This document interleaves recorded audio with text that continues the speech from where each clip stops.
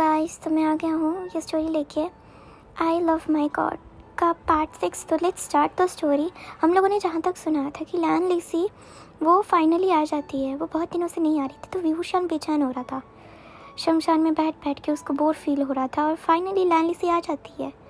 लैन लिसी जब आती है तब विभूषण इतना खुश होता है उसको देख के, वो सीधा आके उसको हक कर लेता है और लैन लिसी शॉक्ड। अब इसके आगे लैन लिसी वो विभूषण की तरफ दिखती है, वो मूवमेंट भी नहीं कर पा रही थी। उसने अपना स्वॉर्ड पकड़ा हुआ था, वो स्टिफ हो गई थी। विभूषण का तब उसको आवाज़ सुना देता है। विभूषण कहता है, फाइनली तुम आ गई। पता है मैं ना सोचा कि तुम आओगी ही नहीं। मैं पता नहीं मेरे साथ ऐसा क्यों हो रहा है कि मेरा ऐसा पहली बार हुआ कि मैं किसी के लिए वेट कर रहा था। पता है मैं किसी के लिए वेट कर रहा था, और वो भी तुम्हारे लिए। आज तक मैंने किसी के लिए वेट नहीं किया क्योंकि मेरा कोई है ही नहीं, पर मैं तुम्हारे लिए वेट कर रहा था। फाइनली तुम आ गई। फाइनली पता नहीं मेरे साथ ऐसा क्यों हो रहा है, मैं तुम्हारे बारे में ही सोच रहा हूँ हर समय हर पल। क्या ये मेरे साथ ही हो रहा है? क्या ये तुम्हारे साथ भी हो रहा है क्या? लैन लिसी वो शॉक्ड हो गई थी विभूषण का बात सुन के। और विभूषण कहता है, वो उसका हग अभी भी ब्रेक नहीं किया था विभूषण ने। वो अपना फेस लैन लिसी के नेक में छुपाता और कहता है, मैं बहुत खुश हूँ तुम आ गई। पता है मैं कितना बोर हो रहा था, और यहाँ पर सारे ग्रेव आके लोग आते हैं और आके ग्रेव भरते हैं और फिर चले जाते हैं। मेरे साथ कोई बात ही नहीं करता है। और पता नहीं क्यों मैं तुम्हारे बारे में सोच रहा हूँ, सपने भी तुम्हारे बारे में देख रहा हूँ। शायद मुझे कुछ नहीं, क्या ये प्यार है? मुझे क्या तुमसे प्यार हो गया है ब्यूटी? और लैन लिसी उसकी बात सुन रही थी। लैन लिसी कह रही थी, ये क्या हो रहा है मेरे साथ? ये क्या हो रहा है? और उसका खुद ब खुद उसका हाथ वो विभूषण को वैसे ही हक कर लेता है जैसे विभूषण उसको कर रहा था। लैन लिसी का मन पता नहीं क्यों इतना अजीब सा हो रहा था कि ये हग, ऐसा हग आज तक किसी ने उसके साथ ऐसा नहीं किया है। वो तो एक प्रिंसेस है, इसीलिए उसकी माँ तक ने भी नहीं किया है। हाँ शायद उसके पापा ने किया था, पर उसके पापा तो सक्लूशन में चले गए हैं और शायद पता नहीं वो वापस आएंगे कि नहीं।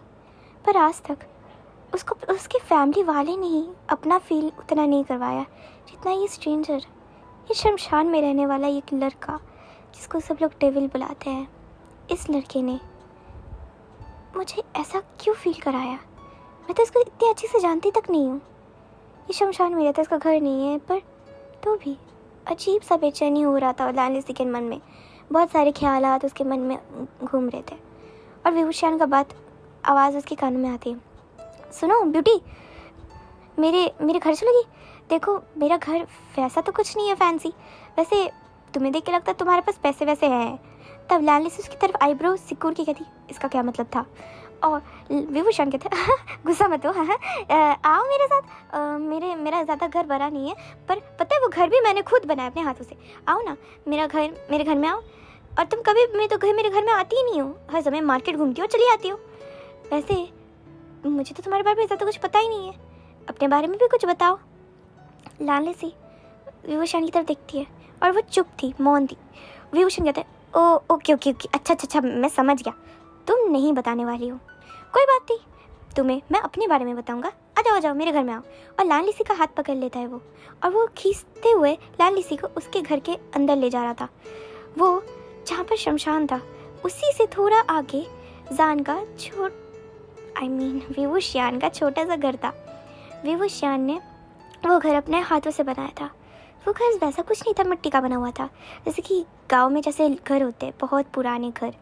पर विभूषण का वो भी अच्छे से नहीं था। एक छोटा सा एक टूल टाइप का जगह था जहाँ पर बेड था, ज़्यादा कुछ नहीं, वो भी मिट्टी का ही बना हुआ था, थोड़ा ऊंचा था कि वो सो सके, और एक साइड था जहाँ पर वो कुक कर पाए, बस इतना ही था। और उस घर को छोटे छोटे लैंटर्न और लाइट से सजाया हुआ था विभूषण ने। लैन लिसी बस देखती है, वो घर बहुत ज़्यादा हद से ज़्यादा छोटा था। लैन लिसी देखती है और कहती है, ये घर में तुम रहते हो?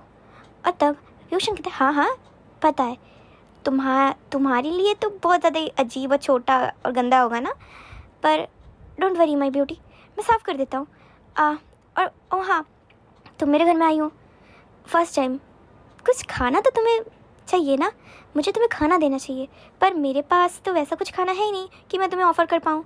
तभी विभूषण का बात सुन के लाली से कहती है, नहीं मुझे कुछ नहीं चाहिए, मैं बस ऐसे ही मैं फिर चली जाऊँगी। विभूषण कहता है, ना ना कहीं नहीं जाने दूंगा मैं तुम्हें, पहले तुम खा के जाओगी।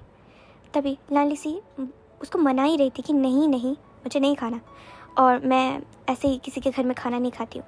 पर विभूषण सुनने कहाँ वाला था। विभूषण कहता है, नहीं मेरे घर में तो खा के जाना पड़ेगा, और पता है मैं जो खाना बनाता हूँ वो मेरे लिए सबसे बड़ी बात है। क्यों पता है? मुझे खाना बनाने उतनी अच्छी तरह से आता ही नहीं है, पर एक चीज़ बहुत अच्छी तरह से आता है, वही मैं तुमको खिलाऊंगा आज, बैठो बैठो। और लाली सी को वो नीचे बिठाता है, एक चादर बिछा देता है और नीचे लाली सी को बैठने के लिए कहता है।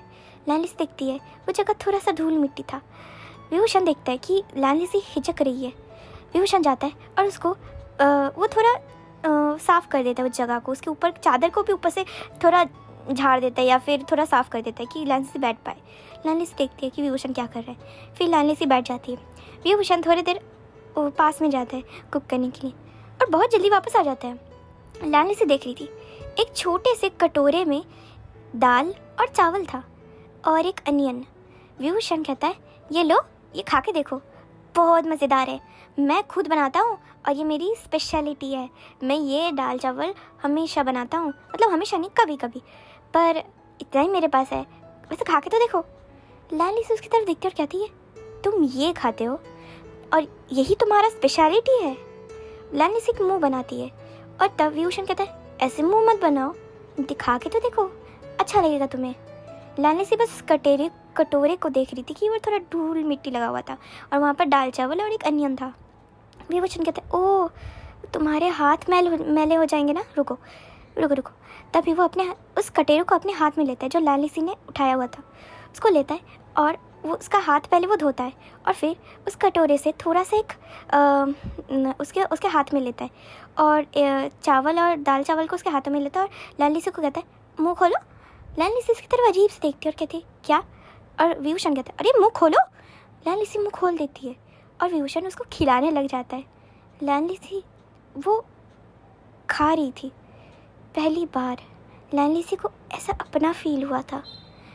आज से पहले भी लाली सी जाती थी अपने मम्मी पापा और सबके साथ बैठ के खाती थी बचपन में भी, पर ऐसे उसको किसी ने खिलाया नहीं। कभी वो लग्जूरियस वाला खाना बस खाने में ही अच्छा होता था, पर ये ऐसा प्यार से किसी ने उसको खिलाया तक नहीं है आज तक से पहले। आज से पहले विभूषण ये कौन है जो उसको इतने प्यार से खिला रहा है कि उसका हाथ ना मैला हो जाए। इसीलिए विभूषण उसको खिलाने के बाद लाली सी को कहता है, तुम अपना मुंह धो लो। वो लाली सी को उठने के लिए कहता है। लाली सी उठती है और तब विभूषण कहता है, रुको रुको, और लाली सी का पैर एक कपड़ा से वो पूछने लग जाता है और कहता है, अब उठ जाओ, हाँ अब इधर आओ, मैं तुम्हें हाथ धुला देता हूँ। लाली सी का हार्ट बीट भर गया था और उसके मन में अजीब सा ख्याल आ रहा था, ये क्या हो रहा है मेरे साथ? मुझे क्या इस लड़के नहीं इस लड़के से मुझे प्यार कैसे हो सकता है? तो गाइस आपको क्या लगता है क्या होगा? और लाली सी को क्या इससे प्यार हो गया है विभूषण से? तो अब क्या करेगा वांग जी जब उसको पता चलेगा कि उसको विभूषण से प्यार हो गया है और उसकी मम्मी को भी पता चल गया है, क्वीन को विन चाओ ने बताया है। और क्वीन तो इस बात पे हैप्पी नहीं है कि उसकी बेटी किसी एक मॉन्स्टर से मिलने जा रही है, आई मीन एक कब्रिस्तान वाले लड़के से। तो और गाइस आपने लाइक सब्सक्राइब नहीं किया तो कर लो, और अगर आपने सुना नहीं है प्रीवियस एपिसोड्स तो जाके सुन लो। I love my god. So stay tune with वांगशन 2Z।